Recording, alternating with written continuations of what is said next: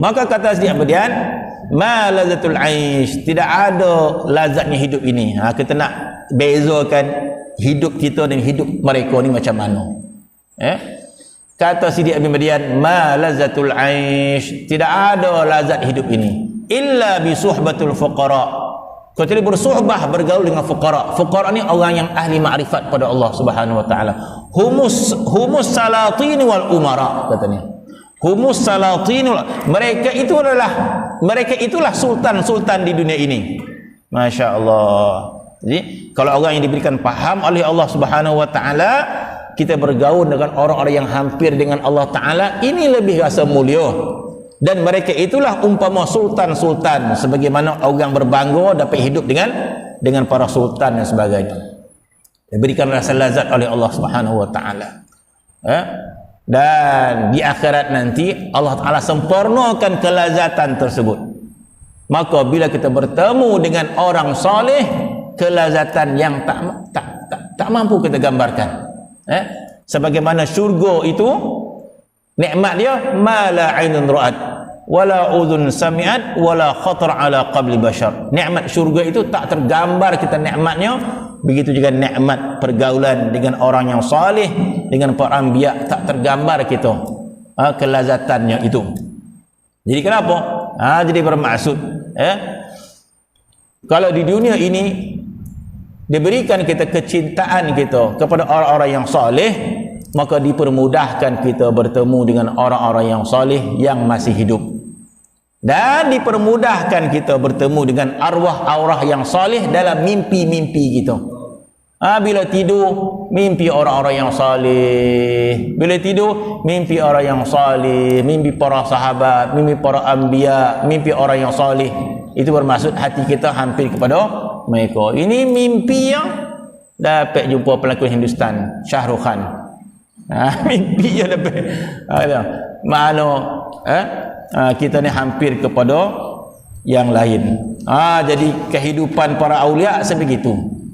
Mereka bertemu dengan orang-orang yang soleh, yang pelbagai, dan mereka pun sesama mereka pun pelik. Mana orang yang pelik? Pelik kemuliaan yang Tuhan beri kepada mereka.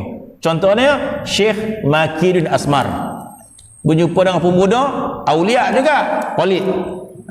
Kenapa? Maka tanyanya, kau daripada mana, anak muda?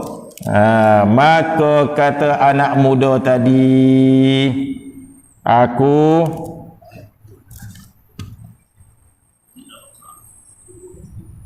daripada apa juga engkau. Maka berkata, aku dari sembahyang subuh di Masjid Aqsa, kata dia. Ini skenario. Aku sembahyang subuh di Masjid Aqsa. Jadi kalau dia Iskandaria, kalau dia matahari terbit tu pukul apa? 7 suku kan? 7 suku 7 10 minit matahari terbit. Jadi Syekh Makidun Asmar tadi dia nampak anak muda tu ketika matahari terbit, anak muda ni pun ada sama. Jadi dalam pukul 7 suku 7.30. Kemudian dia kata, subuh tadi aku sembahyang Masjid Aqsa. Jadi maksud dia apa? Maksud dia inilah sahibul khutwah, nama dia sahibul khutwah. Orang yang diberikan kelebihan oleh Allah Subhanahu wa taala, dia boleh berjalan dekat dunia ni kat mana dia suka. Ada orang tu macam dongengnya, tak dongeng. Ni nama karamah, nama dia karamah. Jadi karamah ni tak boleh kita tolak. Karamah kena terima. Mana kalau kono tapat orangnya, memang wujud karamah tersebut. Sehingga dimasukkan dalam kitab tauhid kita, bab karamatul aulia ni dimasukkan. Tak boleh kita tolak. Kalau ada ceritanya betul pada orang dia, maka iya, karamah itu perlu diambil dan diyakini, diimani karamah itu.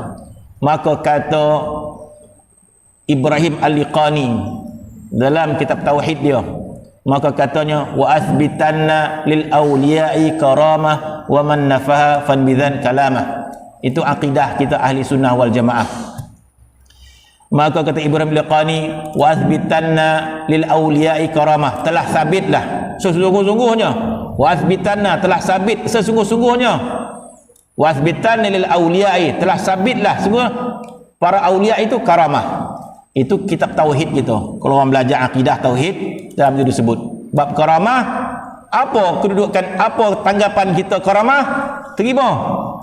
Sebab akidah ahli sunnah wal jamaah kata apa? Wa azbitanna lil awliya'i karamah. Telah sabitlah kepada para aulia adanya karamah. Wa man nafaha fa bidzan kalamah. Bersiapa menafikan, tolak dia jauh pendapat dia. Peduli dengan kata dia. Itu kata siapa? Kata-kata imam kita Ibn Bilqani. Jadi kalau berlaku kepada pemuda tadi, dan yang melihatnya makin asmar, maka ini karamah. Khawarikul adat, boleh mencarikan adat. Mana boleh pergi Palestin macam tu ya? Maka dalam bab ini ulama kata orang ini adalah sahibul khutwah, nama dia.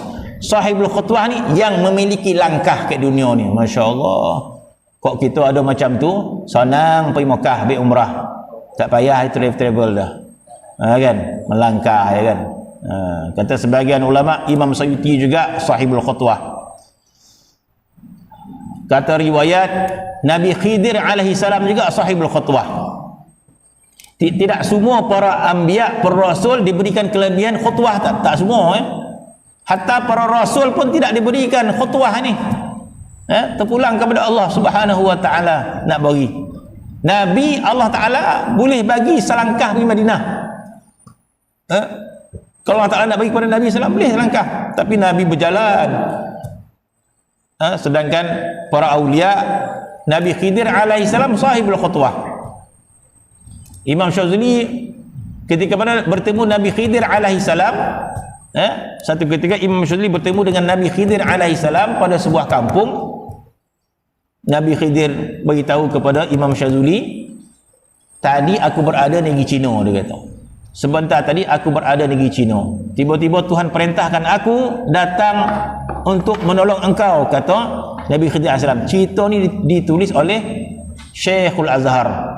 Bukan orang kecil-kecil, Syekhul Azhar. Syekh Abdul Alim Mahmud dalam kitab dia, Syekhul Azhar, tulis kitab tentang karamah berlaku kepada Nabi Khidir alaihi salam.